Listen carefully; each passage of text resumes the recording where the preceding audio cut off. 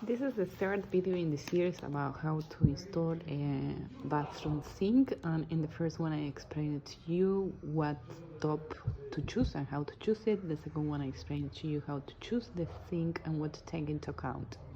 And now I'm going to explain you what other things you might need to think about. If you saw the second video, you might know that I mentioned that when choosing the top, you have to also think about what other things you want to install on the top, and this is also related to how big your sink is going to be. And to give you an example, this is what I want to show you right now. This is what is called monocomando.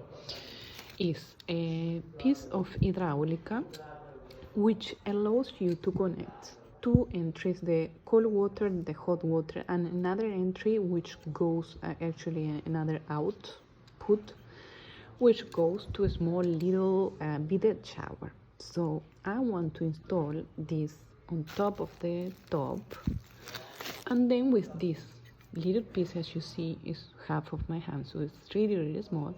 I just want to be able to manage the bidet shower. Some people install this in the wall, so be sure that there are other things which go in a better direction. When it goes to the wall, it's better that the connections are to the horizontally and not vertically like that.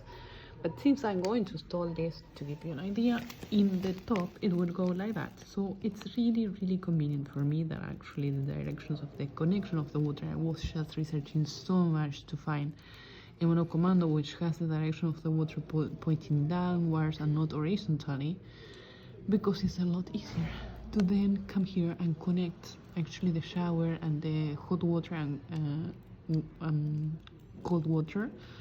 So just pay also attention to this, because details like that, details like how the height of the top, how much hole you have to do, these are details which can make your project be quite delayed, because you might need to change these components